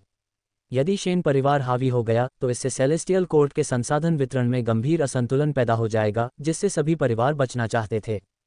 वे सभी शेन परिवार के भीतर ही उस व्यक्ति की खोज कर रहे थे जो इस घटना के लिए जिम्मेदार था, लेकिन उन्होंने कभी इस बात पर विचार नहीं किया कि जिस व्यक्ति ने इस घटना को जन्म दिया, वह शेन परिवार से था ही नहीं। इस समय लिन शेन अपनी यांत्रिक घड़ी का निरीक्षण कर रहा था और उसमें प्रदर्शित नई जानकारी देखकर आश्चर्यचकित था। उपयोगकर्ता सुपर बेस निर्वाण प्राणी विकसित करने योग्य। संख्या 14,547। गति 4,388। कठोरता 4,655। कठोरता 4,790। आधार उत्परिवर्तन दर 100%। सैद्धांतिक जीवन गतिविधि सीमा 1600। आधार उत्परिवर्तन प्रतिभा सुपर बेस परिवर्तन, super base pattern, super base recast, super base form. जीवन आधार विरोधी विरासत प्रशंसक। निर्वाण विशेषताएं कोई नहीं। यहाँ तक विशेषताओं के साथ कोई समस्या नहीं थी। ये लिन शेन की आधारभूत विशेषताएं थीं और सुपर बेस फॉर्म में अतिरिक्त दोहरीकरण भी थे। लेकिन इन विशेषताओं के नीचे एक और गुण, जो शुरू में अनुपस्थित था, प्रकट हुआ था। वेब से ZERGNET द्वारा संचालित 2 ब्रोक गर्ल्स के कलाकारों के बारे में सच्चाई बहुत दुखद है। यंग शेल्डन स्टार एमिली ऑस्मेट की त्रासदी को पचाना मुश्किल है। पथभ्रष्ट विशेषता super base Divya shot. Divya shot Divya शक्ति से सशक्त, अदम्य, अजेय। लिन शेन ने दिव्य शॉट इस पथभ्रष्ट गुण का विश्लेषण किया और पाया कि यह वास्तव में एक प्रकार की विधि शक्ति थी। दैवीय शॉट कानून के तहत, चाहे लक्ष्य कितना भी कठिन हो या उसकी ताकत कितनी भी मजबूत हो, कुछ भी उसके शॉट का सामना नहीं कर सकता था। लिन शेन रोमांचित था। इस कानून के पीछे होने के कारण उसे अपनी विनाशकारी शक्ति के अपर्याप्त होने का डर नहीं था। अब उसे ऐसे प्राणियों को नहीं देखना पड़ता था जिन्हें वह मार नहीं सकता था। केवल लिन शेन को यह समझ में नहीं आया कि यह विशेषता कितनी शक्तिशाली थी और क्या यह मध्यम और उच्च दिव्य प्राणियों को प्रभावित कर सकती थी। इसे अभी भी व्यवहार में प्रमाणित किया जाना था। लिन शेन फिलहाल इसका पता नहीं लगा सका। क्या एबरेन ट्रेड निर्दिष्ट करता है कि यह धनुष और तीर होना चाहिए? मुझे आश्चर्य है कि क्या एक हैंडगन काम करेगी। लिन शेन ने स्थानिक डिवाइस से एक पालतू हैंडगन निकाली, एक शॉट फायर करने की कोशिश की। बंदूक में निम्न स्तरीय बेस म्यूटेशन क्रिएचर कैप्सूल भरा हुआ था, फिर भी इस एक गोली से धातु की प्लेट में छेद हो गया। यद्यपि पेट कैप्सूल धातु की प्लेट में घुसने के बाद टूट गया, फिर भी इसने लिन शेन को बहुत उत्साहित किया। इस गोदाम की सामग्री संभवतः विलक्षण जैविक सामग्री से बनी थी, जिसकी ताकत अमर सामग्रियों के बराबर हो सकती है। एक बेस म्यूटेशन पेट कैप्सूल का इसमें प्रवेश कर पाना अविश्वसनीय से कम नहीं था। सुपर बेस दिव्य शॉट का प्रभाव लिन शेन की कल्पना से भी अधिक मजबूत था।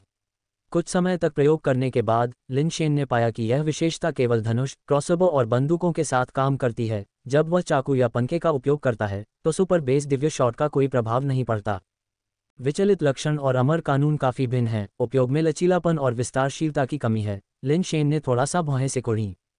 उसने खुद अमर कानूनों को नहीं समझा था, लेकिन सम्राट तियानशु, एन यी, तियानजुए, तियानजियू और यहाँ तक कि भगवान बनाने वाली जाति के मजबूत व्यक्तियों को शामिल करते हुए स्काई पिनिकल स्टार पर लड़ाई को देखते हुए जब उन्होंने कानून का इस्तेमाल किया तो सभी तरह के अलग अलग अनुकूलन हुए।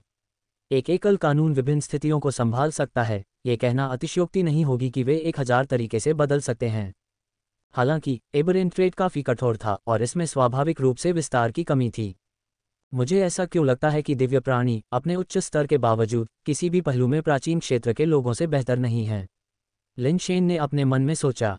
घटनाओं को ट्रिगर करना और भूत देवताओं के साथ संपर्क बनाना सिर्फ पहला कदम था। फील्ड ऑफ सेटेबल नहीं, लिन वान का स्वर्ग और दिव्य प्राणी कौशल ऐसा नहीं है। स्वर्ग और दिव्य प्राणी कौशल भूत देवताओं की शक्ति के साथ खुद को बढ़ाने के बारे में नहीं है, बल्कि यह उन्हें नियंत्रित करने के बारे में है। ऐसा क्षेत्र स्पष्ट रूप से भूत देवताओं द्वारा संवर्धित होने से अधिक मजबूत है। क्या ये हो सकता है कि लिन वान का पद एक मध्यम दिव्य प्राणी से भी ऊपर है? लिन शेन का संदेह और भी बढ़ता गया। उसे धीरे धीरे यह महसूस होने लगा कि लिन वान बिल्कुल भी सरल नहीं थी। निश्चित रूप से वह दिव्य न्यायालय के बारे में उतनी अज्ञानी नहीं थी जितना उसने दावा किया था। तुम्हें पता होना चाहिए, उसका स्वर्ग और दिव्य प्राणी कौशल भूत देवताओं को नियंत्रित करने की विधि व्यावहारिक रूप से दिव्य न्यायालय के लिए एक निंदा है। लिन शेन को तो यहाँ तक संदेह था कि एक उच्च दिव्य सत्ता के पास भी स्वर्ग को चुनौती देने वाली ऐसी विधि होगी। लिन वान वास्तव में क्या करना चाहती है? वह मुझे उस ग्रह पर क्यों भेजेगी? वह वास्तव में क्या साजिश रच रही है? लिन शेन को अचानक संदेह होने लगा कि क्या डुओ से मिलना और फिर उसके साथ डैंग परिवार में जाना भी उसकी योजना का हिस्सा था। लेकिन फिर उसने सोचा कि यह असंभव है। वह कैसे जान सकती थी कि वह निश्चित रूप से डैंग डुओ से मिलेगा और डैंग डुओ निश्चित रूप से मुसीबत का सामना करेगा। इसमें बहुत सारे अनियंत्रित कारक शामिल हैं। चाहे वह जो भी करना चाहती हो, मुझे पहले ही लाभ मिल चुका है। भूत देवता गुर की साधना पद्धति मेरे लिए काफ़ी उपयुक्त लगती है। शायद मैं सीधे उच्च दिव्य प्राणी के स्तर तक पहुंच सकता हूं। लिन शेन फिर से बैठ गया और ध्यान की अवस्था में चला गया। अजीब बात है, हालांकि लिन शेन ने सूर्य प्रहार धनुष की कल्पना की और सूर्य प्रहार महान विधि का अभ्यास किया, लेकिन उसके शरीर के भीतर की शक्ति बिना किसी अधिक परिवर्तन के विकास सिद्धांत के सिद्धांतों के अनुसार संचालित हुई। जैसे ही विकास सिद्धांत घूमा, लिन शेन एक बार फिर ध्यान की अवस्था में पहुंच गया और उसने उस शून्य में एक लंबा धनुष पकड़े हुए छायादार आकृति को आसानी से देख लिया। लिन शेन ने महसूस किया कि उस छाया से ऊर्जा की एक सतत धारा निकलकर उसकी ओर बह रही है, जो उसके शरीर और मन को अपने स्फूर्तिदायक सार से नहला रही है। भूत देवताओं की शक्ति का लाभ उठाना दिव्य प्राणियों के लिए एक कठिन कदम है और केवल महान प्रतिभा वाले लोग ही इसे आसानी से प्राप्त कर सकते हैं। कम प्रतिभा वाले लोग भूत देवताओं की शक्ति का लाभ उठाने में सक्षम हुए बिना दशकों या यहाँ तक कि एक सदी भी बिता सकते हैं। फिर भी लिन शेन ने इसे सीधे तौर पर हासिल किया था, जो दिव्य प्राणियों के बीच एक दुर्लभ प्रतिभा है। हालांकि मध्य दिव्य प्राणी के स्तर तक पहुंचने के लिए केवल भूत देवताओं की शक्ति का लाभ उठाना पर्याप्त नहीं था। व्यक्ति को भूत देवता को अपने ऊपर उतरने देना चाहिए। लिन शेन ने प्रयास जारी रखा, जो स्पष्ट रूप से एक आसान काम नहीं था, और अभी तक उस शून्य भ्रम क्षेत्र में ही भगवान की छाया को जागृत करना बाकी था। लिन शेन को स्वयं नहीं पता था कि यह कितना अपमानजनक था। सूर्य शूटिंग महान विधि के अपने पहले अभ्यास के दौरान एक घटना को जागृत करना और एक विचलित विशेषता प्राप्त करना कुछ ऐसा था जिसकी अधिकांश दिव्य प्राणी उम्मीद भी नहीं कर सकते थे। फिर भी उनका लक्ष्य एक ही दिन के भीतर भूत भगवान के अवतरण को पूरा करना था। यद्यपि वह भूत देवता के अवतरण में सफल नहीं हो पाया था, फिर भी ये देवता की छाया से प्राप्त ऊर्जा धीरे धीरे उसके गुण को बढ़ा रही थी। इससे लिन शेन को आश्चर्य हुआ, एक दिव्य प्राणी केवल साधना के माध्यम से अपने गुण को बढ़ा सकता है, जो कि विकास कौशल से कहीं अधिक उन्नत था। विकास कौशल स्वयं को रूपांतरित करने के लिए मुख्यतः बाह्य ऊर्जा पर निर्भर करता है, जबकि दैवीय कौशल भी बाह्य ऊर्जा पर निर्भर करता है, लेकिन यह ऊर्जा शून्य से असीम भूत देवताओं से आती है, जो वास्तव में काफ़ी चमत्कारी है। लिन शेन सूर्य शूटिंग महान विधि की साधना कर रहा था, जिसका उद्देश्य अपने गुणों को बढ़ाना था, विशेष रूप से गति गुण। यदि वह सुपर बेस फॉर्म के समर्थन से इसे 5000 अंकों तक बढ़ा सकता है, तो वह 10,000 अंकों की गति विशेषता की आवश्यकताओं को पूरा कर सकता है और उस दानव क्लोक का उपयोग कर सकता है। जब लिन शेन सूर्य शूटिंग महान विधि का अध्ययन कर रहे थे, तब विभिन्न प्रमुख परिवारों ने दिव्य न्यायालय को लगभग उलटपुलट कर दिया था। मूल रूप से यह सोचा गया था कि शेन परिवार के उस व्यक्ति का पता लगाना काफ़ी आसान होना चाहिए जिसने इस घटना को जन्म दिया, यहाँ तक कि शेन परिवार स्वयं भी ये पता नहीं लगा सका कि इस तरह की घटना का कारण कौन हो सकता है। किसी ने भी सक्रिय रूप से शेन वुबिंग की तलाश नहीं की। कुछ समय के लिए तो शेन परिवार भी इस व्यक्ति को पहचान नहीं सका, अन्य परिवारों की तो बात ही छोड़िए। शेन किंगक्सू अब आवाज करने की हिम्मत नहीं करती है, वह इस समय शेन वुबिंग की तलाश करने की हिम्मत नहीं करती है। पहली बात तो ये कि वह अब अपनी बात स्पष्ट रूप से नहीं कह सकती, और दूसरी बात ये कि उसे अपने ऊपर मुसीबत आने का डर है। क्या होगा यदि अन्य लोग ये सोचेंगे कि वह वही है जिसने ही भगवान सूर्य शूटिंग घटना को शुरू किया था, तो उसकी परेशानियां बहुत बड़ी होंगी।